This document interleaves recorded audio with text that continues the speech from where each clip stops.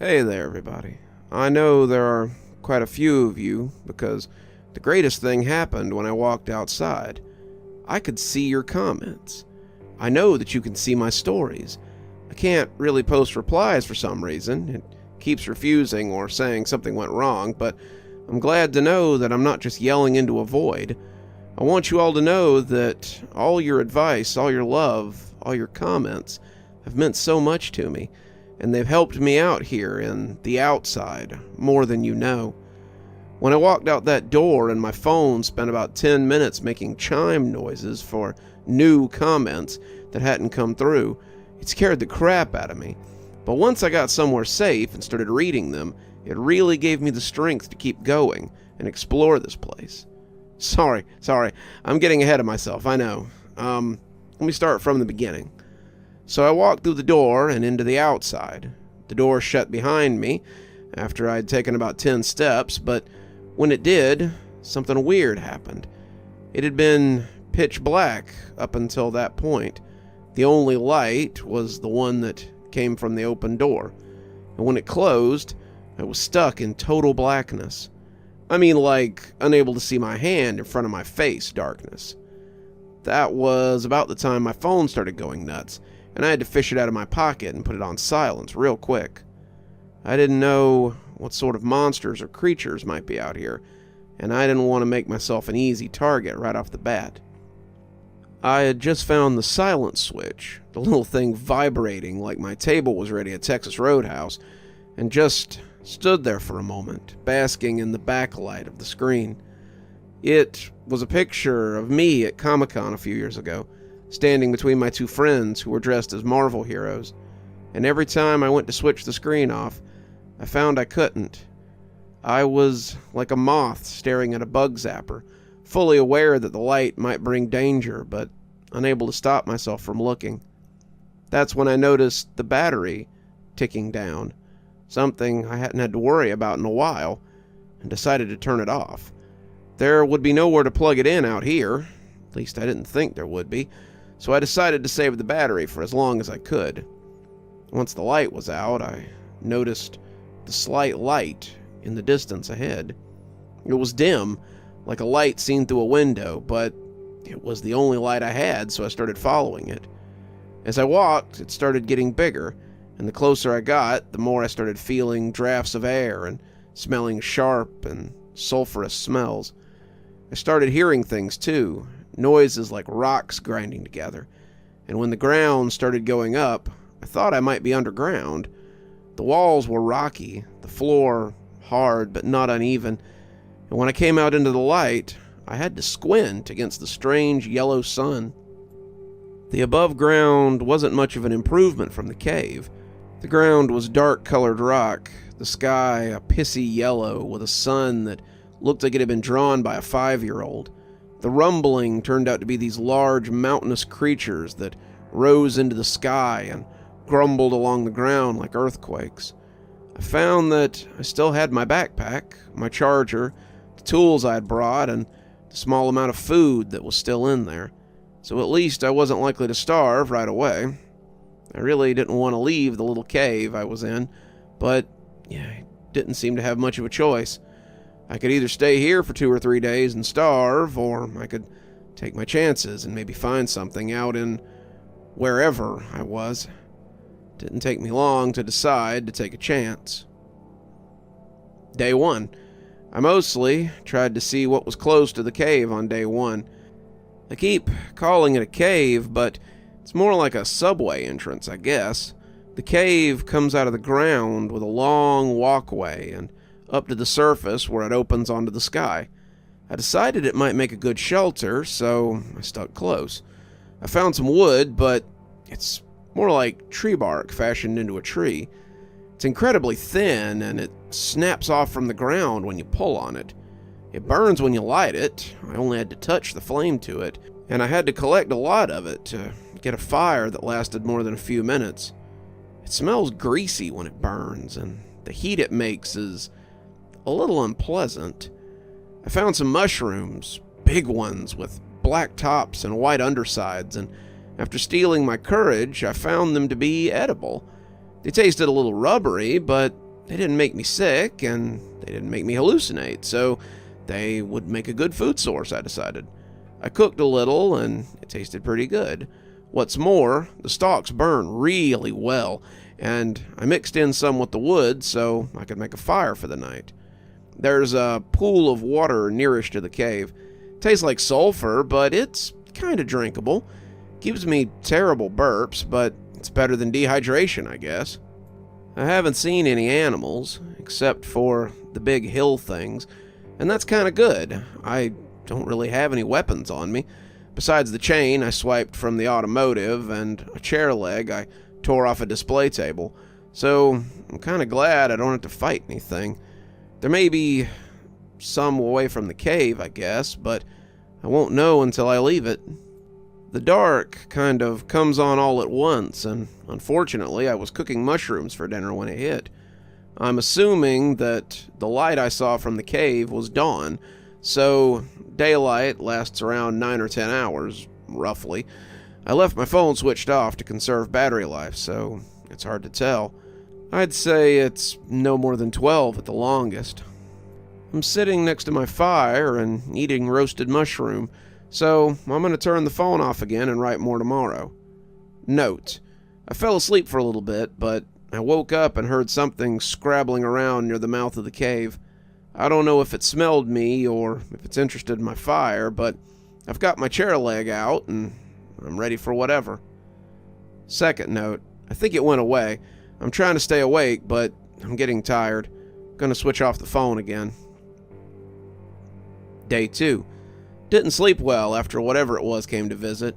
I packed up some mushrooms in a Ziploc bag and put some of the wood into my backpack with the stalks. Then I set out towards the smelly water I found yesterday. I could stay here long term, I suppose, but I'd like to see more of the place. Like the Dollar General, it kind of makes me want to explore.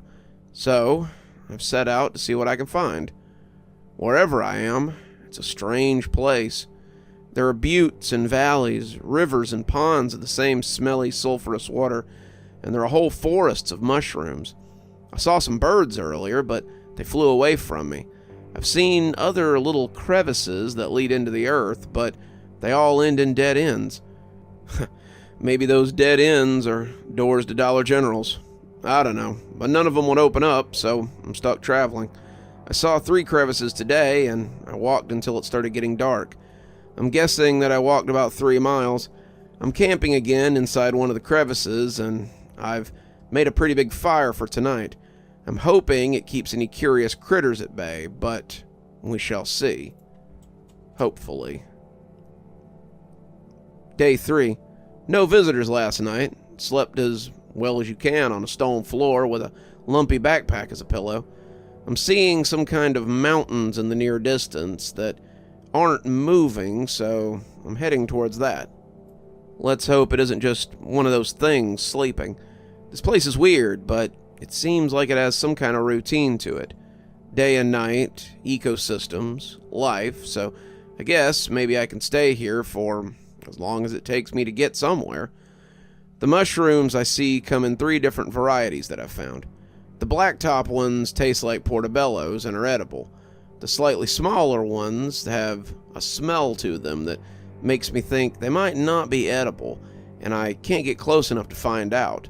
The red ones with the spots are definitely not meant to be eaten, but they burn for hours, so I've been using them as a fuel source. They all grow somewhere near the brackish water, so they clearly need it to live. Speaking of, the rivers are easier to drink from than the pools. If it's moving, it seems to filter out some of the taste, but if it sits too long, it starts to taste gross. Other than the birds, I have seen these wild rat things that live in the mushroom forest. They seem to be able to get close to the white mushrooms, but I don't know how. They don't like me, and they run away anytime they see me.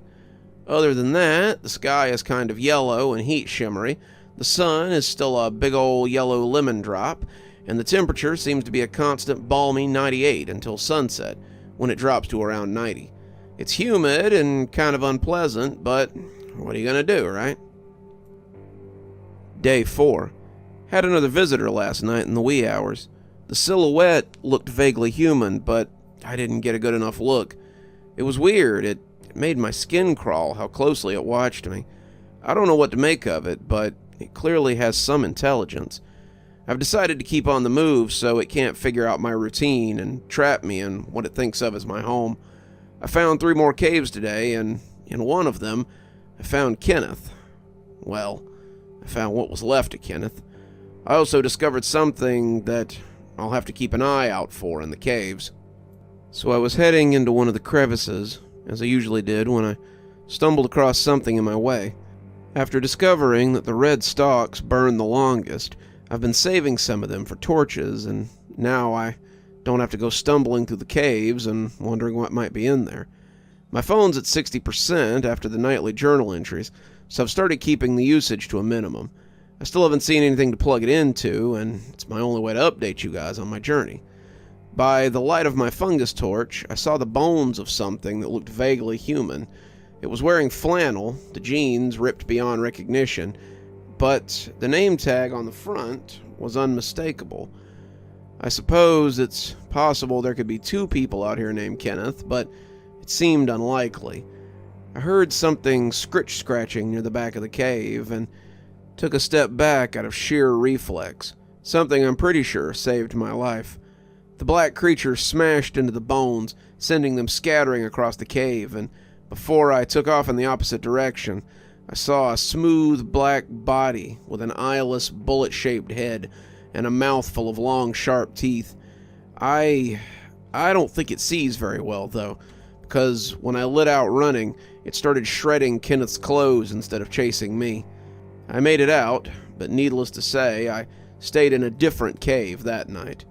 The cave I checked thoroughly for more of those weird creatures. Day 5. I saw into one of the stores today. I was exploring another one of the caves, the ones not having a slobbering beast in it, and I thought I saw a light through the rock. I rubbed at the rock and discovered it was actually glass. It was filthy, but as I rubbed it away, I realized I was looking into one of the stores. It wasn't a DGB I was familiar with, and the floor didn't have one of my marks on it, but it was clearly a Dollar General. Despite my best efforts, the door would not open, and I was forced to camp here for the night. The doors at no point opened. Day 6. I saw one of the miasmas today. Luckily, it did not see me. I'm beginning to think I got lucky both times. I was scrounging for supplies in a mushroom grove when something came stomping along not far away. I got low, thinking it might be one of those giant mountain things I'd seen. But then, up came 30 feet of undulating shadow that blotted out the pissy yellow sun as it went by. I couldn't do much beyond keeping low, and when it finally passed without noticing me, I took my leave. Day 7. I've made 2 new discoveries regarding this place. The first is that it rains. The rain is green. It looks like fat cartoon drops of paint. Unlike night, it doesn't simply begin. Kinda starts up like normal rain before getting harder. I was walking when it started, and I managed to find a mushroom cap to use as an umbrella until I could make it to a cave. The second discovery was a little more jarring. The rain hurts. The first drop that hit me made me jump, and it left a big red mark on my arm. I've never experienced acid rain before, but that's the closest I can come to explaining it. As I looked for something to hide under, I caught a few more on the back of my neck, and I wiped them away with a hiss of discomfort. Strangely, once I was under the mushroom, it didn't burn the fungi. I took a few more hits as I yanked it up, but I was safe from the downpour as it started falling around me. I'm safe in a cave now, and it doesn't show any signs of stopping. I'm hoping the rain hurts anything that might be outside the cave, too, and I've checked the inside for predators and found nothing. Looks like I'm going to be here for a while, so I might as well get comfortable. Till next time.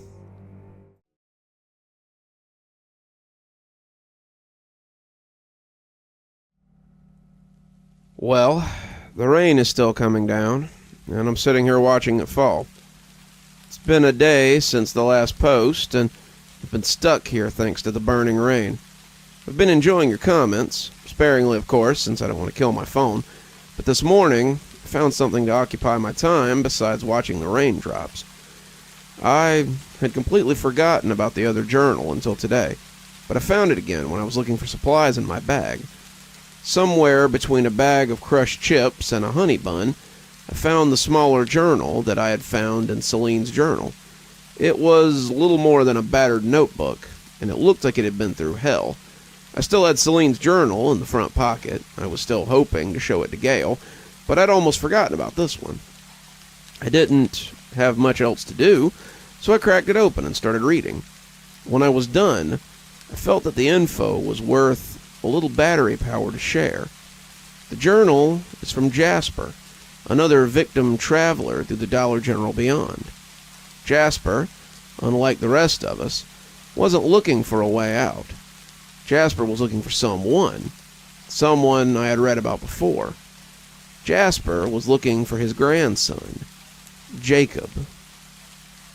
January 10th, 1991. That date is just a guess, but it's the best guess I have.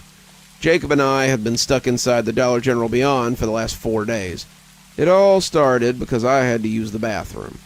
Jacob didn't want to come with me. He was a big boy and too old to go to the bathroom with his pawpaw, but 5 years old isn't really a safe age to just leave him outside while I do my business.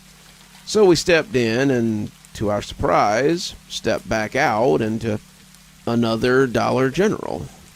I thought I might be having a senior moment for a second, but when we turned around and walked back through the door, we were in a Dollar General again, instead of a bathroom. We found the doors locked and couldn't get anyone to help us, so we made ourselves comfortable until they opened the next day.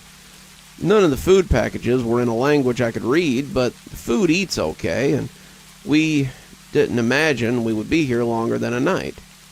After 4 days, I have to believe we've slipped into some kind of Twilight Zone place. Jacob thought it was funny when I told him we were stuck here, but I started to notice that the food doesn't replenish itself. Jacob is building models and coloring, but the more I observe, the more I'm worried that we might starve here. I keep hoping we'll wake up and find that everything's back to normal, but the longer it goes on, the less hope I have. The story was a familiar one at first. Jasper tested the place they were in, looking for a way out, and Jacob kept busy with toys and things. The two were fine at first, but I could definitely sympathize with Jasper when he talked about food eventually running out. When I didn't know how the place worked, I had obsessed over how much food I would have before I ran out, and I knew how that weighed on a person. They stayed in the DGB for about a week and a half before the entries changed, and it all seemed to kick off with the disappearance of Jacob. January 20th. Jacob's gone. I woke up and he's nowhere to be found. I've looked everywhere, every conceivable place, but I can't find him. I'm frantic, looking under every shelf and behind every box, but my grandson is just gone. I don't understand where he went or how he could have left. The doors never open and no one ever comes or goes, but I do seem to recall something from the night before, the longer I think about it. It was something almost out of a dream, something half remembered, but I think it might be a memory. If it is, then I know what I have to do, but I don't really understand how to go about it. Jacob woke up saying he needed to go to the bathroom, and I rolled over without thinking about it. Is it possible that he went through the bathroom door and crossed somewhere else like we did when we got here? It looks like I'll have to find out. I looked up as a loud rumble sent flashes through the sky.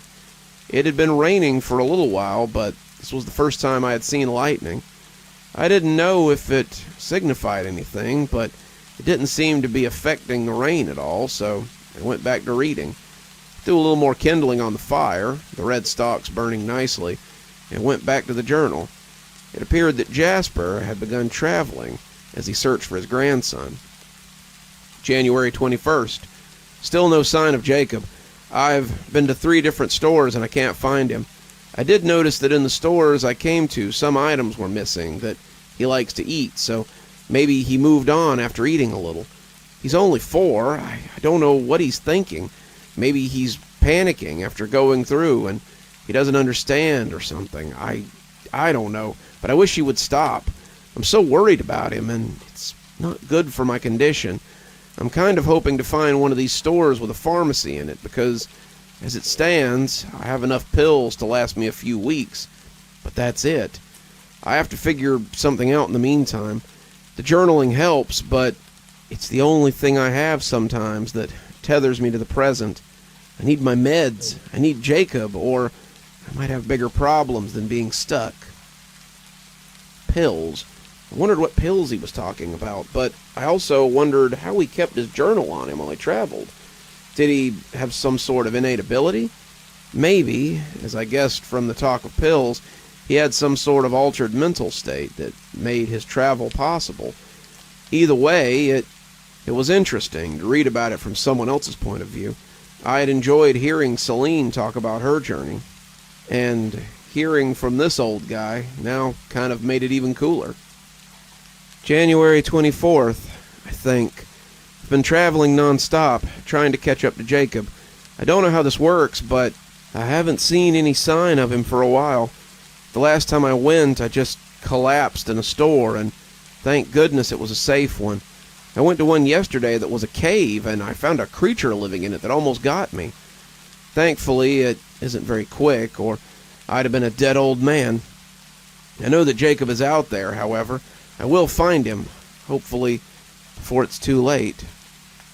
He wrote a lot, and I realized that he traveled farther than Celine or I had. He talked about stores both familiar and stores that I'd never even dreamed of. He saw a Dollar General that was in a forest. The animals there wearing little vests and stocking shelves with products brought in by birds. He talked about a store where the products tried to bite you and seemed hostile. He talked about encountering miasmas of his own and how terrified he was that Jacob might have run across one of them. And all the while I began to fear for his mental state. His writing got less and less coherent as he went, and I wondered what was going on with him. Then I turned a page, and a label fell out that resolved one particular mystery. He had abandoned the dates by this point, but I could understand that. It was hard to tell dates and days when you were traveling, but he laid the label in here like a bookmark. Maybe he was afraid of losing it. Maybe he just wanted to save the page. I don't know, but what followed was enlightening. I ran out of meds today. Doesn't seem to matter. They weren't helping. I need to find Jack, but I can't find any sign of him at all. Was it Jack I was looking for? I think so.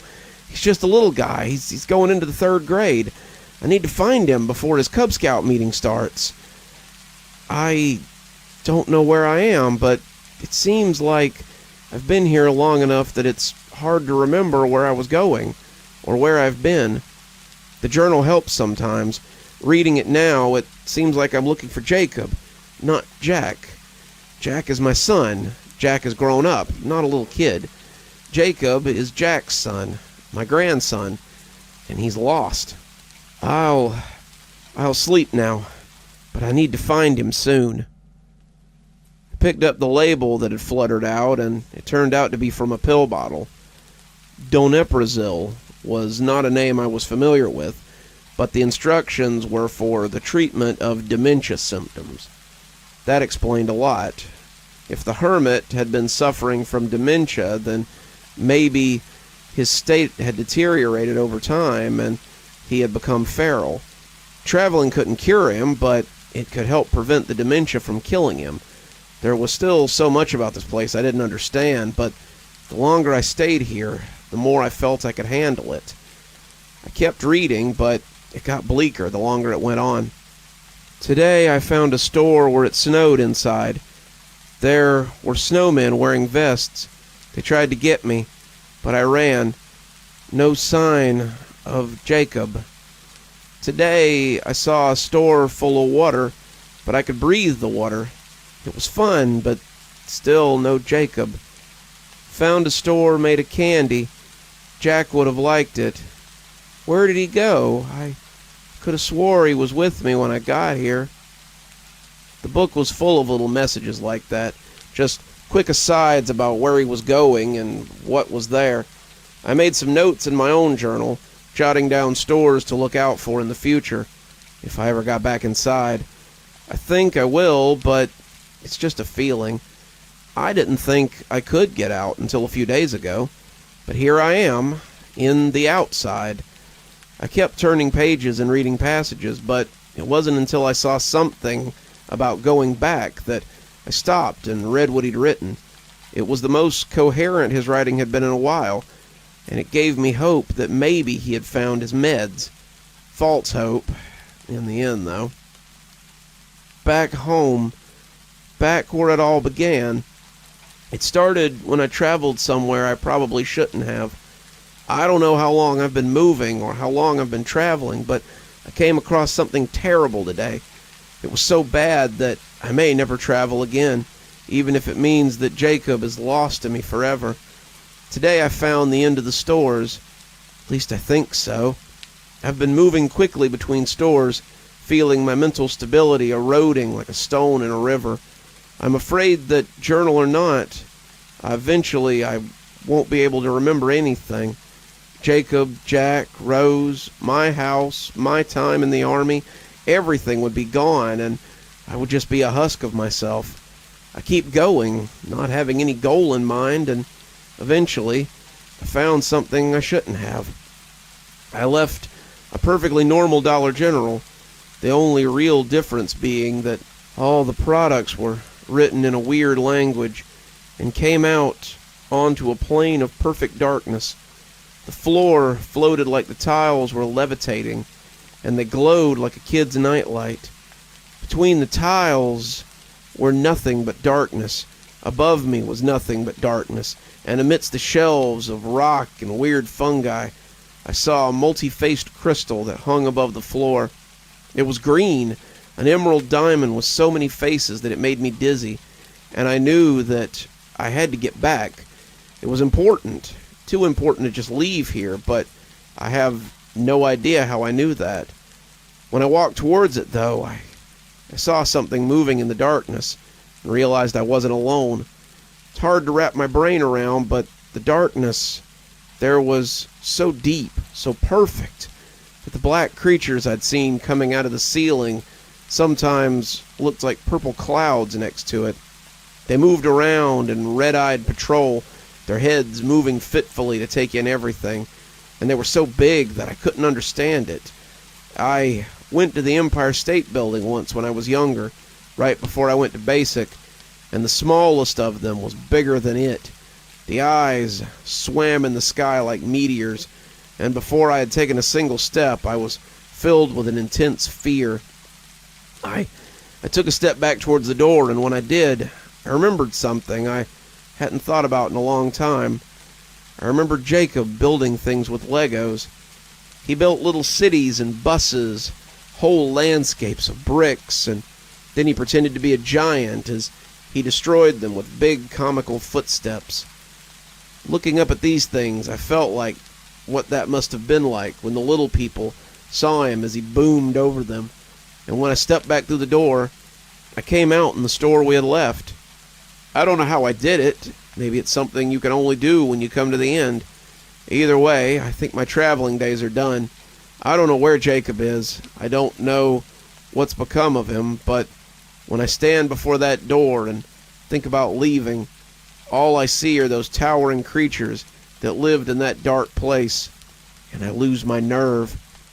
I don't know what I'll do, but I know that it will have to be from here, from now on.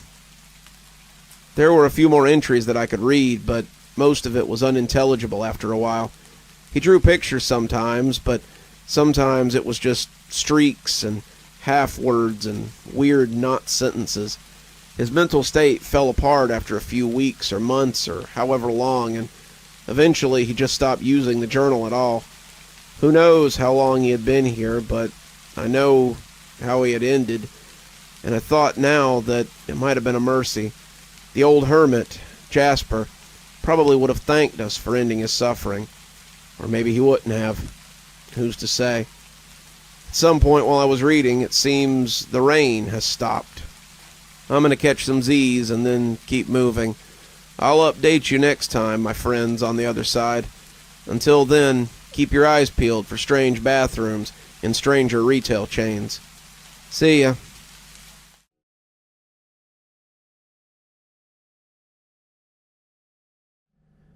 Hey guys, I'm sure it's been a while, but I keep telling you that time doesn't really mean much out here.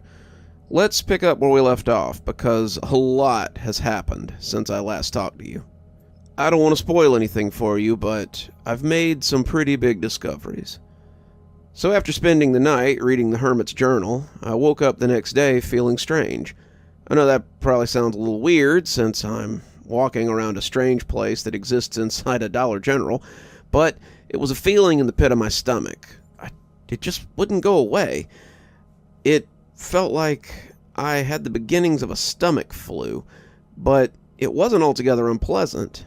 I'm gonna get a little personal here. Do you know how sometimes you have to poop, but you don't because it feels kind of good? Yeah, maybe you don't, but it felt like that. Strange still, the feeling in my gut seemed to be acting like a compass. As I put my backpack on and started walking out of the cave, I could feel it pulling me towards a large grove of mushrooms. I have been sort of wandering aimlessly, not really going in any particular direction, but this feeling felt directed.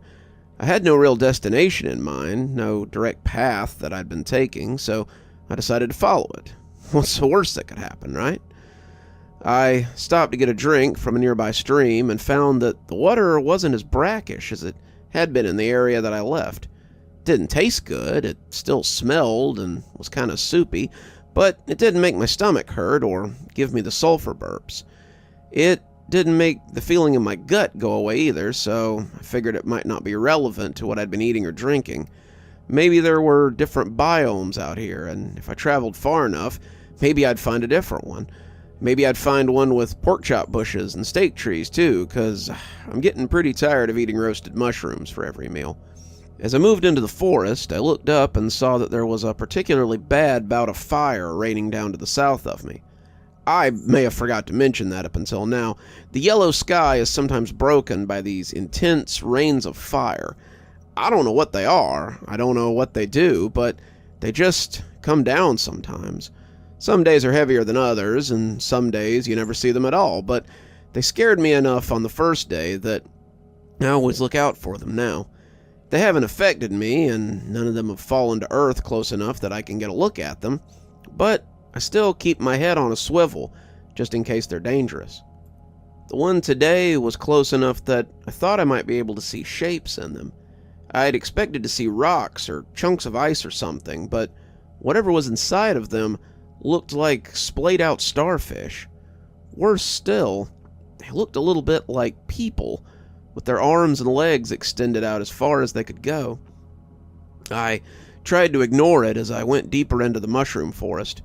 I've been mostly seeing lush forest growth in the places I've come from, but I was encountering some stumps here which led me to believe someone besides me might be cutting them down. That could mean that there were other people out here, but it could just as easily mean that there were creatures out here that also harvested the fungus. I didn't really want to run up on any natives, friendly or not. I had yet to meet anything out here that hadn't tried to take a chomp out of me, other than Kenneth, I suppose. I'd say Kenneth's chomping days were far behind him when I found him. I kept my makeshift weapon at a ready, and my head on a swivel as I followed the feeling in my gut. I had only had it for the day, but I think I had become accustomed to using it like a compass already.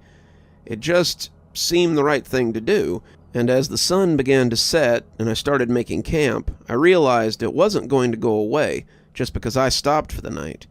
Eating didn't seem to affect it, drinking either, and as I lay down to go to sleep, I wished it would take a break until morning. Laying there and trying to sleep was like having a pot full of eels in my stomach. They kept wriggling and pushing, trying to get me to move on, but I knew well enough that traveling at night was a death sentence. Every time when the lights went out in the store was when the miasma came out. Likewise, when it was dark out here, You could hear big things moving around, and it was best to hunker down and try not to be noticed. As I moved on the next day, the pulling of whatever it was in my stomach became even worse. It was less like a nudge and more like an invisible hand yanking at my intestines. The direction was even more direct now, and it was undeniable that I was being pulled towards a large mountain on the other side of the grove. It was impossible not to notice. The thing was gigantic, with its spires poking up into the sky. The closer I got, the more of those fiery comets I could see smashing into the side of the gargantuan mountain. I really hoped I wasn't going to be expected to climb it. The idea of climbing something that big with no ropes or gear was daunting, and I thought I might rather just let one of the miasmas grab me tonight than try to scale that thing. That night, as I lay beneath the large red mushroom cap that I'd been using as a tent, one of them almost got its chance. My fire was burning low, the flames greasy as they sent runners of pale smoke up. I was just starting to doze off when I heard something big shake the ground as it walked. I threw the mushroom cap over the top of the fire, hoping it would snuff it out, and then hunkered beneath it as I tried to remain unnoticed. When I peeked out from beneath the cap, I felt the vibrations of the massive creature as it came stomping blindly through the mushroom forest. I couldn't see it was too dark, but I could guess what it was. Miasma were the largest creatures I'd ever seen, and the fact that they only came out after dark seemed to seal the idea that this was one of them. They got closer and closer, leaving me shivering beneath my makeshift cover. I knew that if it brought the foot down, I'd be pulverized underneath this thing, and I prayed that it might divert its path or miss me entirely. It brought one massive foot down on the remains of my campfire, before wandering off into the forest. I looked up in time to see a massive black silhouette as it was put in profile by the strange half-moon that seemed to constantly reside over this place. It never looked down, and if my fire had been hot or bothered it, it never showed any sign. It simply kept going, knocking the tops of the mushroom trees as it went, and leaving me glad that I had been unnoticed. I wouldn't sleep for the rest of that night, and when I got up in the morning, the pulling in my guts was more intense. That day was agony. It was like something was twisting my insides as it tried to get me to move faster. The pulling was insistent and needful, and it seemed like it was telling me to hurry up with every cramping grip. Where were we going? Why did we suddenly need to go there so quickly? I would get no answer for the rest of the day, and as the sun set, I figured I wouldn't get any until the next day either. Just about sunset, though, we came out of the mushroom woods and into a small clearing at the base of the mountain. The mountain was huge, as I'd said, and at the bottom there was a large cave that yawned like an open mouth. The teeth inside looked less than friendly, and the whole thing looked like a trap for the foolish. The squirming in my guts was clearly trying to get me into there, but as I took a step towards it, something yowled like an injured creature deep within the forest behind me. I turned around and saw the top of a miasma, probably the same one I had seen last night. It had spotted me from over the top of the mushroom groves, and as I made a sprint for the cave, I wondered if I would make it before it cleared the woods. Its footsteps shook the earth, and it yowled as it sent chills up my spine. With every step I took, I felt sure I would make it there before it could get me. The cave was less than 50 feet away when I had exited the woods, but the creature was eating up ground with such haste that it became a full-fledged foot race to see who could get to the cave first. It was the most harrowing experience of my life, but since you're reading this, you can guess which one of us got there first. It was a near thing, too, and I had no sooner passed under the teeth of that great mouth than the creature hit the outside of the cavern and sent a cascade of falling rocks that would have crushed me if I'd been a little slower. I could hear it outside, yelling and screaming as it tried to get the rocks out of the way for its dinner, but it had done its job too well. I was safe, but my escape was less than ideal. I had escaped the monster, but now I was trapped inside the cave. Strangely, the writhing in my guts seemed to be pulling me deeper into the cave. I took this as a good sign and followed it in. The cave was old and smooth, the walls looking like they might have been worked with tools. There were collections of fungi growing here, and thankfully they were phosphorescent. They provided enough light to see by, and as I made my way in, I felt a strange kind of harmony inside me as I got closer to whatever the squirming feeling had been trying to take me to. When I saw the end of the cave coming into view, it wasn't a huge surprise. It was just like the others, a blank wall that appeared to be solid rock, but as I rubbed a piece of my grubby t-shirt over it, I could see that it was really just filthy glass. There was a Dollar General on the other side of the glass, and as I watched, I saw somebody. I was almost too shocked to call out to them. This had only happened the other time, and both times had been wildly different.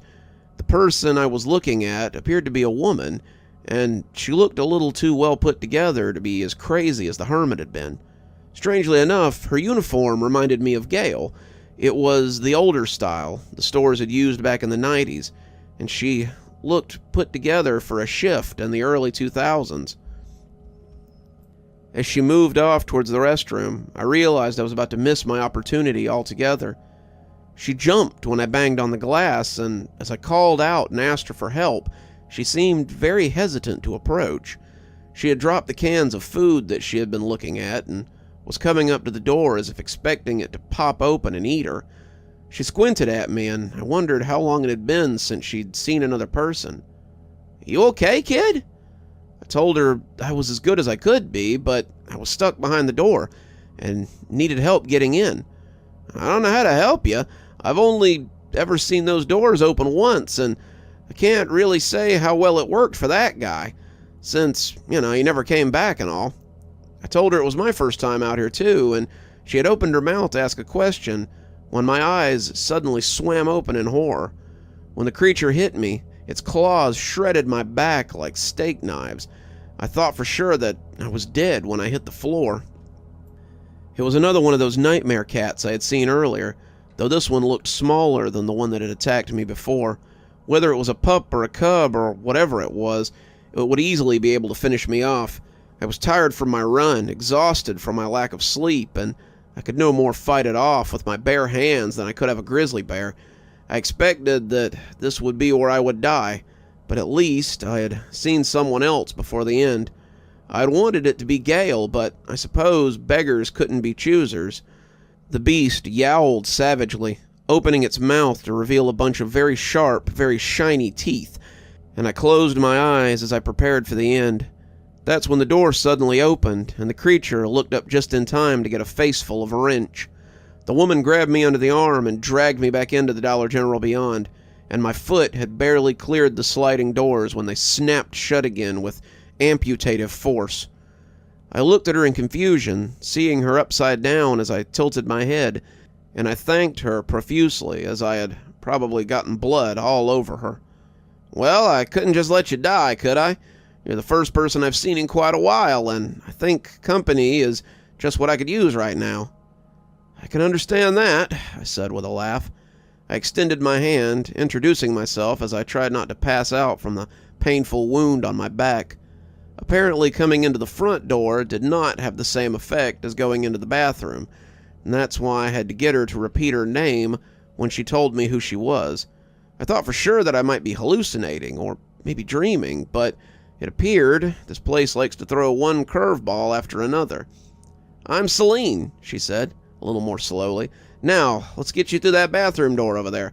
I know this is going to come as a bit of a shock, but it will take you to a different Dollar General store and sort of put you back to the way you were before. This may be hard to swallow until you see it for yourself, but you're trapped in an infinite loop of Dollar General stores." I laughed, leaning against her as I threatened to pass out. Celine, it's really not that hard to believe at all."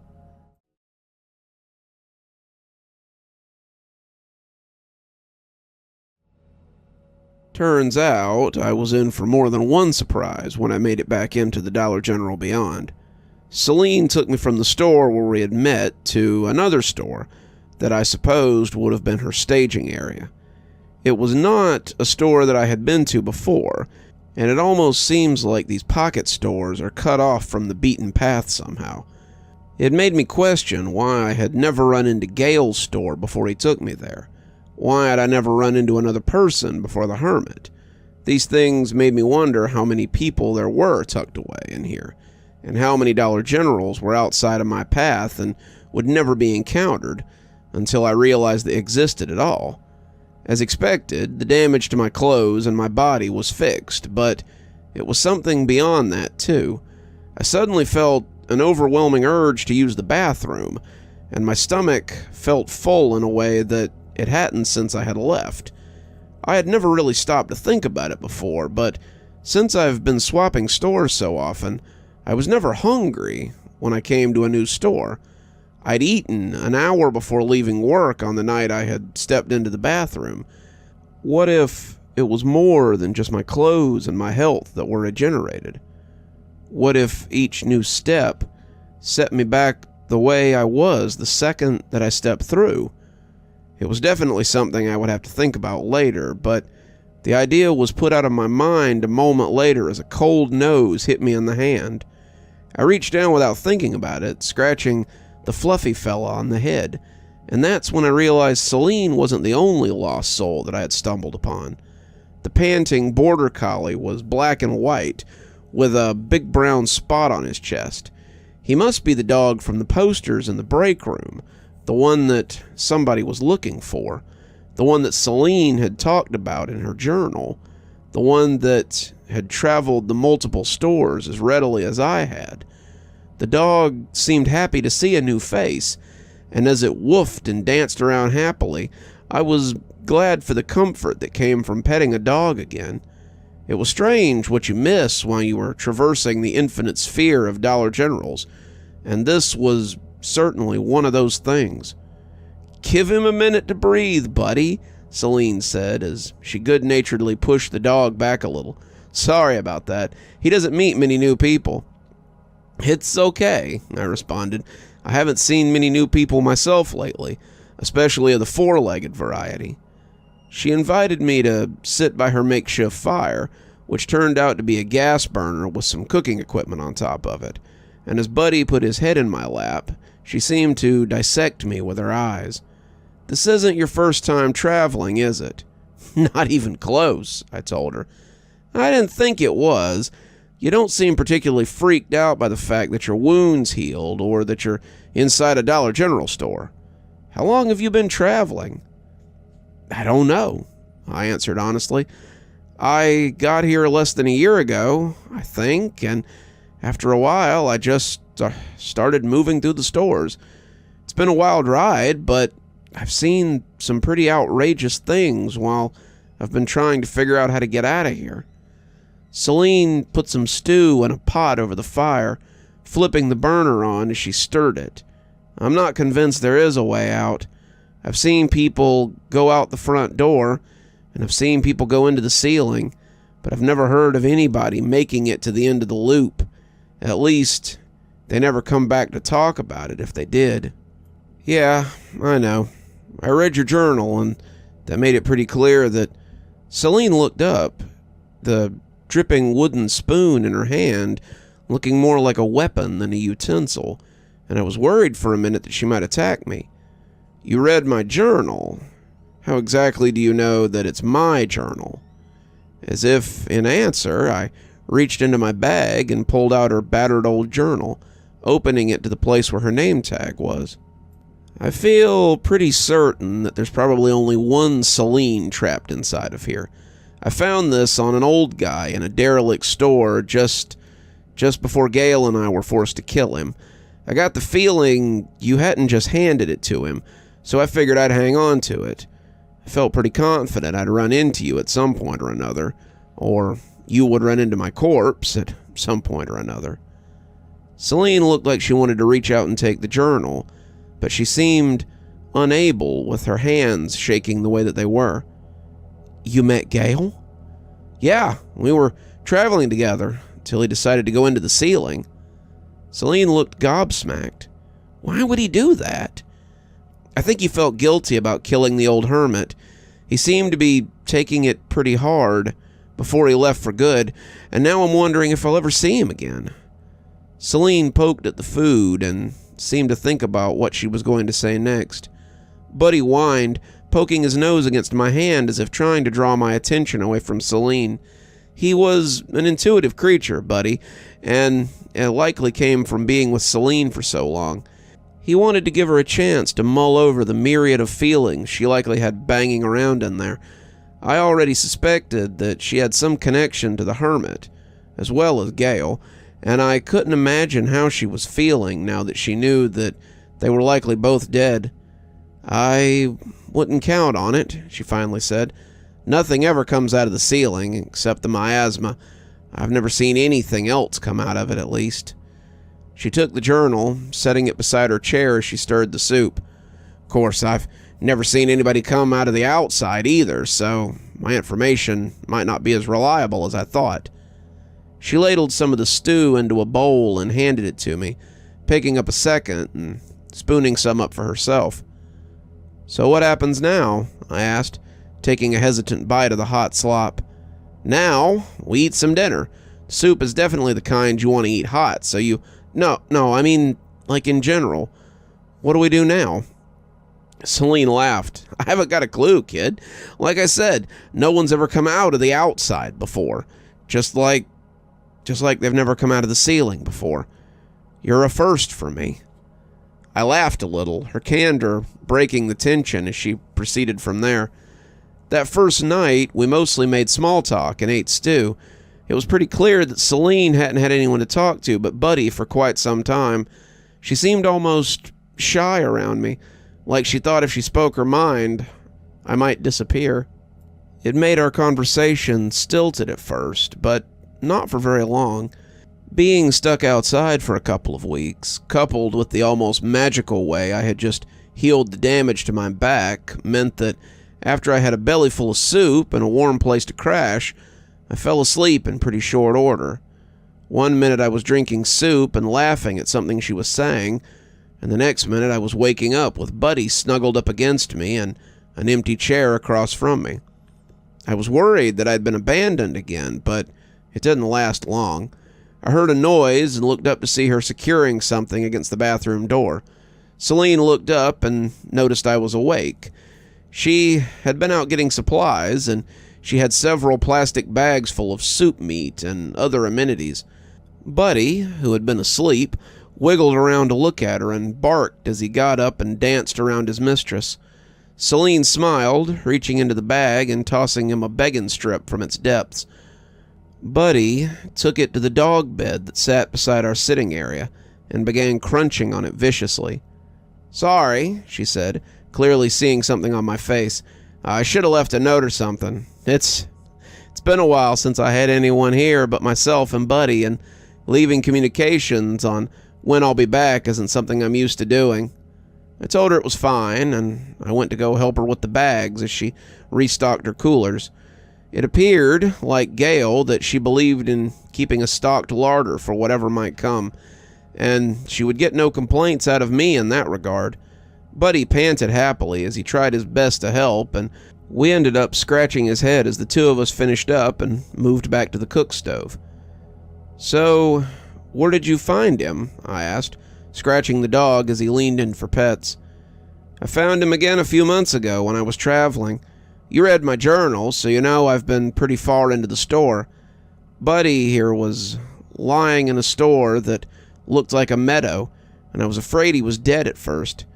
He was so still that when he lifted his head and whined at me, it startled me.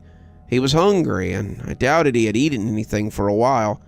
I fed him, and after some coaxing, he let me pick him up and came back here with me.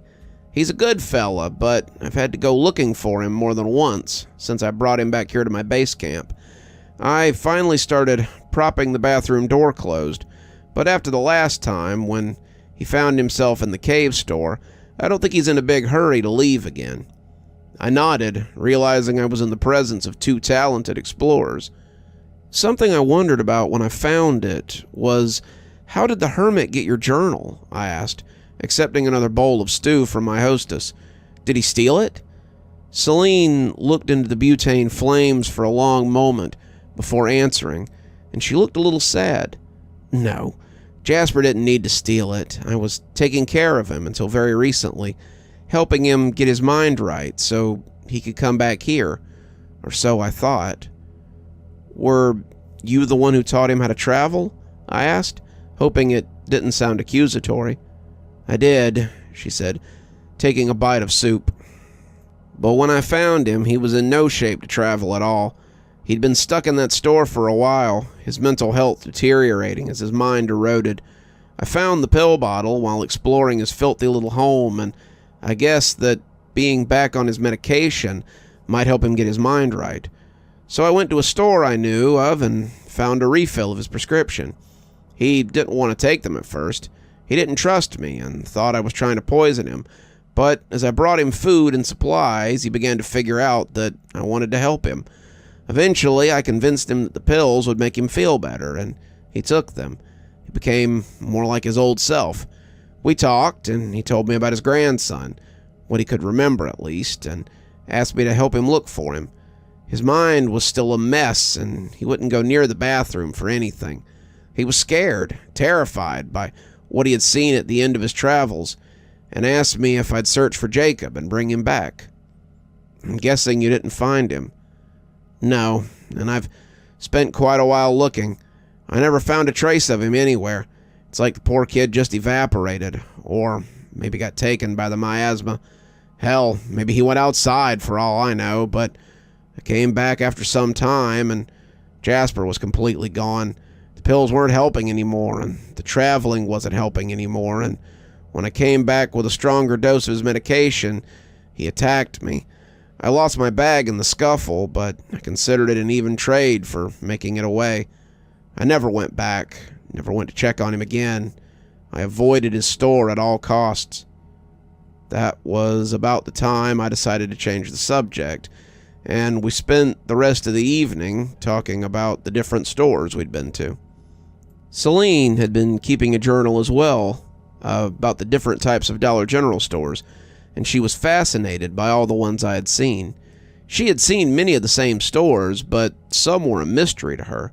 She looked over my journal, making some notes in a small pad she kept, and I did the same with hers, making notes on the later stores. I still believed that these would be the stores I would encounter before I made it out, and I wanted to be prepared. "This is extremely well done," she said after a while. "You got a real talent for this." "Thanks," I said, glad to have found someone who appreciated my work. "It's not as extensive as yours, though. I'd love to see some of the other stores you talk about." "You will," she said eventually. "Everyone sees them eventually. You can only stay in this place for a certain amount of time before you feel like you have to travel, to move, and sometimes I wonder if that's what made Jasper so crazy. Maybe he let his fear keep him in that store for too long, and it drove him even madder than he already was." I had no clue, but as Buddy snored happily against my leg, I felt a yawn creep up my throat as my own exhaustion threatened to take me again. Celine smiled. "Get some sleep, kid. There'll be plenty of time for studying and talking and a lot of other things tomorrow. You're safe now. You made it out of the outside, and that's something I don't think anyone else has ever managed to do." I drifted off not long after that, but my dreams were far from placid. That was the night I dreamed about Gale, and it was a dream that would ultimately pull me into a place more dangerous than the outside.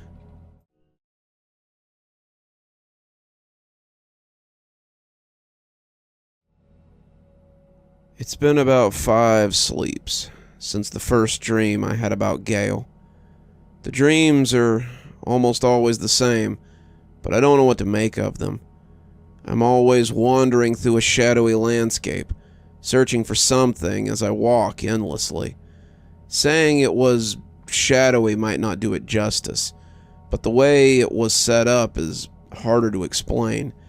It was as if the place was a negative copy of the world, everything standing out in harsh white lines against the black backdrop. It's a lame explanation, but it's the best I can do. Anyway, I just kept walking forward, staggering a little because I was tired or hurt, when I suddenly came across someone and all that strangeness. They were floating a few feet off the ground, their mouth and eyes open as they groan in pain. When I looked at him, I could see it was Gale, and he looked like he was hoping for that great pain to end. He mouthed out words I couldn't make out before everything went white and I woke up. Buddy would always come awake at the same time, almost like we'd been having the same dream, and look at me with confusion. I would try going back to sleep, but I just couldn't. I couldn't get that image out of my head. It felt like Gale was reaching out from wherever he was, and as I lay there thinking about it, I knew it had to mean something. Celine had no real advice to speak of, though. Like I said, no one's ever gone into the ceiling and come back out again, at least as far as I know. Maybe he's alive up there. Maybe he's not. Either way, seems like a bad idea to go up there. I tried to put it out of my mind, but after being woken up the second night in a row by the exact same dream, I just couldn't shake the image. I hadn't had a lot of dreams since coming here, maybe a side effect of being stuck in this place, and these didn't feel like a couple of dreams I could remember having. They were extremely vivid and unlike anything I'd ever seen before, and I caught myself looking at the ceiling more than once that day. I wished I had some information about what was up there, but not even Gale had been in the ceiling before. Well, not until recently. But I wasn't the only one interested in the ceiling. Tired as I was, it was still hard not to notice Buddy was looking at the ceiling too. He had his head cocked to the side like he was listening to something, and I wondered what he was hearing over the drone of the fluorescence. Could he hear the miasma up there? Could he hear someone screaming quietly into the blackness of the ceiling? I didn't know, but I think that was the first time I thought about what could be up there, besides all that darkness. I thought about it a lot that day, and I must have carried it with me into sleep that night. I was in the negative place again, and I let my feet guide me to where Gale had been the night before. It wasn't hard now. I'd gone there a few times, after all, and I found him much sooner tonight than I had before.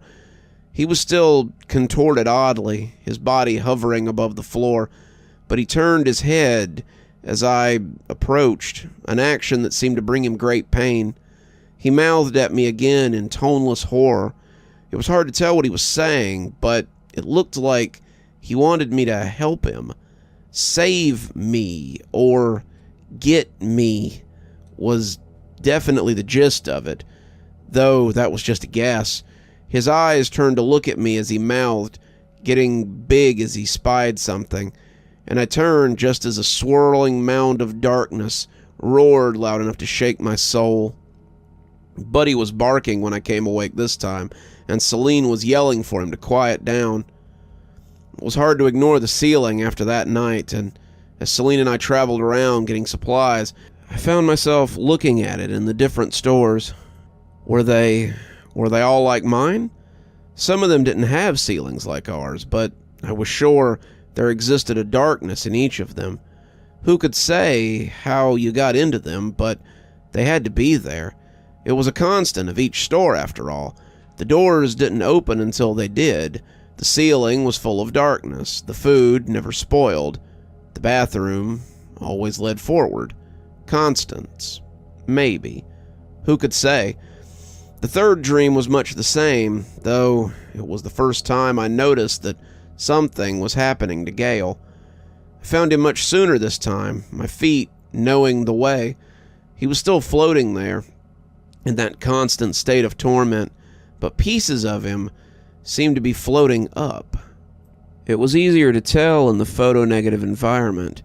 They looked a little like snowflakes, and if he noticed, it was hard to tell. He seemed to be in a constant state of terror, though, so who's to say? As he looked at me, he again began to mouth something. It looked like he was asking me to come and get him, but the grimace in between words made it difficult to tell. Gale was clearly in distress, but whether it was the space or him, I couldn't hear anything he was saying. When I woke up the next day, I think I had already decided that I was going up there to get him. I knew it was a death wish, but I couldn't just sit here while whatever it was tormented him. Gale was important to me, and seeing him like that hurt me. It could be a way to lure me into the ceiling as well, but I didn't care. I was stuck here either way, so I might as well do something. Celine was instantly against it. You already went outside and came back. Are you in that big a hurry to tempt fate? But if I go up there and get him before it's all over, maybe he could help us find the end. There is no end, kid. It's an endless loop of Dollar General stores. We aren't meant to escape. We're just meant to keep moving, keep living until whatever controls this place gets tired of us. Buddy whined a little, looking at Celine as if pleading her not to yell. We were sitting around having dinner when I brought it up, and though the conversation had started out mild, it had become a little heated as it went on. She scratched Buddy behind the ears and seemed to find some of her lost cool. It's just a dream, kid. Don't think too much about it. Trust me, it'll just drive you crazy. I didn't push it, but I knew it was more than just a dream. Something about this place was special, and it seemed that I had some kind of affinity for it. It had opened the doors for me. It had spared me when I knew so little about it. It had allowed me to find Gale, something that didn't often seem to happen, and it felt like it had thrown me a bone when I met Celine, too. Now, it seemed to be pushing me towards the ceiling, and I couldn't ignore that. After 2 more nights, however, I was ready to go regardless. Each dream showed Gale in a worse state. He seemed to be turning into sand, his body dissolving a little at a time. The longer I came back into that void, the less I expected to find of him the next night. I can't claim that Gale and I were family or anything. I had honestly known him for a short time, but it was still painful to see him like that. Gale was the first real friend I'd had since coming here. He'd taught me how to travel with purpose, and we'd spent some time together. In contrast, Celine was methodical and not particularly interested in the secrets of this place. Not like Gale had been. She was content to survive, and that seemed to be what she intended to do with whatever immortality she had here. I, however, wanted a bit more than that. The last dream was the worst, and ultimately what drove me to action. When I found him, he was bobbing like a yo-yo, up and down and up and down. It looked like he was having a mid-air fit, and the lighted spaces were fading from him like snow. He wasn't mouthing anything when he looked at me this time. His mouth was open in a scream, and he was shaking as he loosed his silent fear and pain. It was terrible, like watching someone hang, and when I heard the tromp of heavy feet, I opened my eyes and sat up panting for breath. Buddy was awake too, but he just watched me as he lay shivering on the ground. He knew. I could tell that he knew, and I knew then what I had to do. Celine woke up to find me packing a backpack. "Where are you going?" she asked, though I think she already knew the answer. "I'm heading into the ceiling." I wanted to be mad when she grabbed the backpack, but she was so gentle about it that it was hard to be angry. Let's talk about this before you... Celine, there's nothing to talk about. If there's a chance I can save Gale from the ceiling, then I'm going up there. But we don't even know what's up there. Besides the miasma, it could be a trap, kid. It could be death. No one comes back from the ceiling, she said, shaking her head as she tried to take the backpack from me. I held fast, not willing to give it up that easily. I've had dreams about it. It's possible to live up there, at least for a while. I want to bring him back. I want to have him here so he can help us find the end of all this. I've already told you, she said through gritted teeth. There is no end to this. This place, it just goes on and on and on. It won't matter if we have Gale or not. None of us are leaving. I tried to formulate something that wouldn't sound crazy, but all I had was a last-ditch effort. The hermit, Jasper, he wrote that he had seen it. Celine stiffened, the thought of the hermit filling her with a mixture of shame and apprehension. Jasper wasn't well. You saw that firsthand. If Jasper told you that he saw it, it was when he was still okay. Well, kind of okay. He came to a spot where he was afraid to go, a spot where the miasma were plentiful, and that's where he believed there might be some way to escape. She wanted to dispute me, but when I put the journal in her hands, she realized she could read it for herself. Hopefully, I won't be gone long. I want to tie a lead back to here so I can backtrack after I find him. Tie it to the ladder so I don't get lost while I'm up there. With any luck, I can come back with Gale and Rudy and anyone else I find up there. Celine seemed to think about it for a minute before sighing and shrugging. I guess there's no way I can really stop you. Not really, I said, heading for the ladder. All I ask is that you keep the hole open and don't unhook my rope. I can do that, she said. With you up there, the miasma probably won't. But she stopped when she noticed Buddy. Buddy had come trotting up with a harness and a leash in his mouth.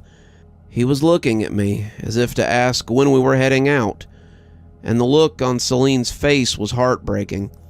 I patted Buddy's head, telling him that he had to stay here and keep Celine company, but he just kept jumping up and putting his paws on my chest, as if to say that he had to go with me.